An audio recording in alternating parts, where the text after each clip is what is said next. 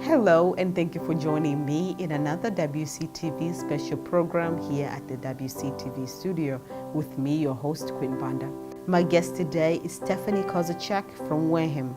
She's going to tell us about her journey to Kenya and Uganda for humanitarian work. Join us because more information coming your way.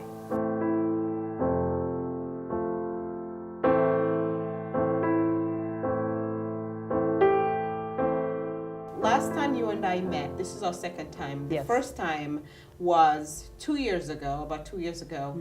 And I was attracted by your skills. You weave using plastic bags. Yes. And you weave these beautiful Just things shopping here. bags. Yeah, shopping plastic bags. There's and Walmart and yeah. all types of brands, all types of stores. And also the talent that you took when you traveled to Uganda Yes. and you also to Kenya, you took this talent of yours in order to empower the women there. Yes. Bring in this talent so they can also empower and help their families. Yes. So let's start with your trip to Uganda and Kenya. What inspired you? Why there? I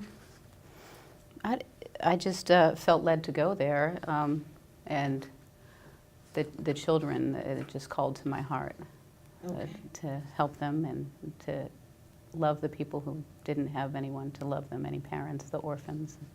Very well. Now, and that's your passion, is Yes. just to spread love and Yes. to be there for orphans. Yes. And normally when you hear that, maybe the background story is that that particular person, the person spreading love, maybe they underwent a similar experience.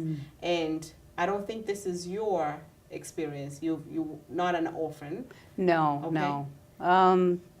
Well, over my life, I've experienced being hungry and abuse and homelessness and I felt unloved, and so I've been learning how to love myself, and I wanted to teach them how to love and to share my love with them and to love them, and it's a wonderful experience.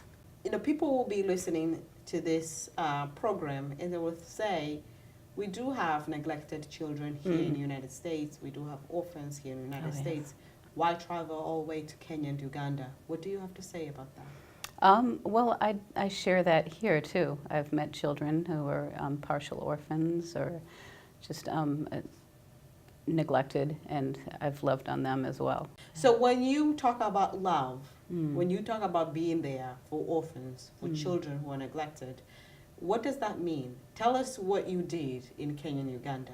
I was like a mom to them. I just made sure they had food and taken care of, just simple things that a mother would do for her children.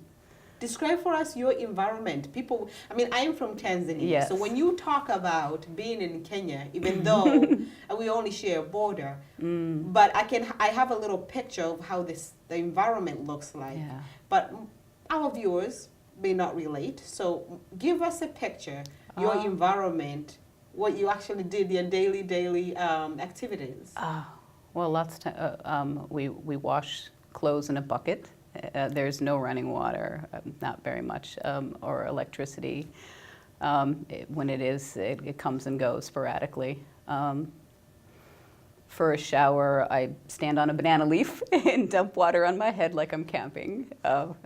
Sometimes we'll heat that up on the charcoal stove. It's just actually a little charcoal pottery pot, and we put charcoal in there and heat it up. That's how we cook our food as well.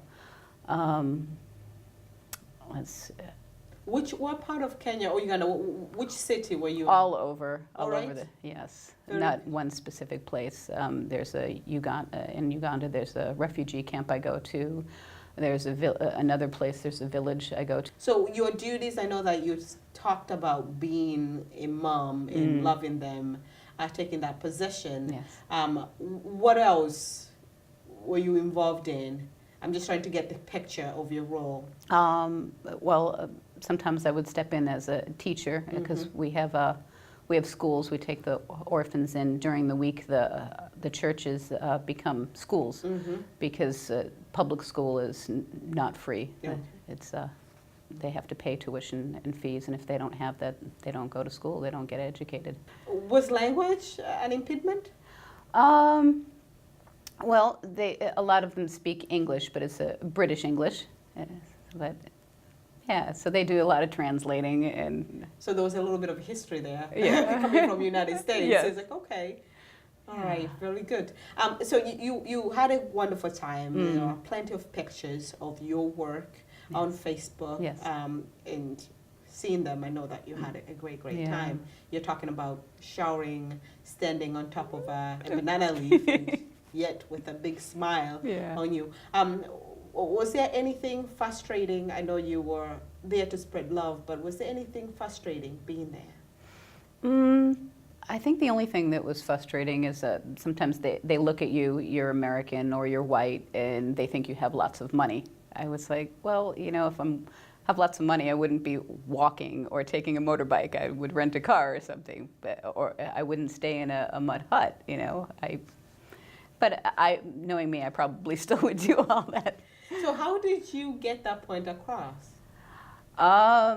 Well, I have lots of, now they become like family to me, so brothers and sisters that kind of get that point across, or, you know, I stick to my boundaries, you know, I'm like, no, you said it was 3,000 shillings, it's not 8,000 shillings, this is what I'm paying. Yes. So just, yeah. The places that you visited, what was their deepest need? Their deepest need is, besides love, is just food, shelter, medicine, education. They're very intelligent, even though they don't go to school, much of them. But yeah, they need medicine, and and food and clothing. They have all those things in Africa, but it's just getting them, and it's money. And we don't need to ship all those things over there. We just need money, donations, or blessings to help provide those things that they need. Okay. Yeah. Now, you took your talent, Yes. right? You brought Yeah. some souvenirs here. Oh, these our are actually studio. the women and men have made those, and so they're for sale. Okay. And then I don't even keep any of the money. I send all the donations to them, along with the shipping costs that I pay for to ship the money over there. Tell me about how you taught them how to do this. I bring crochet hooks, Okay. and I would love to give a crochet hook to every single person, but lots of times I hand them 5 and say, you need to share. And they do, but that gets a little frustrating, not for me, but you know. How about finding the materials here in the United States? Finding plastic shopping bags is very easy. Yes. How was it over there? They have a lot of these ones are theirs. Okay. So was it easy to find materials? Yeah, I do bring a big bag of shopping bags too. Who chose what to do? I mean, I see pocketbooks, I see cell phones, pouches. I start off with they saw my cell phone case, and there's water bottle bags. Yes, okay. And I have those, and I had a purse. And usually we start off with something simple, and I teach them either to make a cell phone case or a water bottle bag, and then they just go for it. And they learn so easy, and yeah.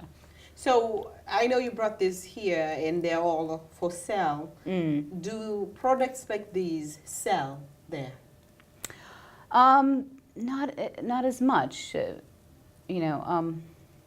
How are you hoping that they can utilize this gift?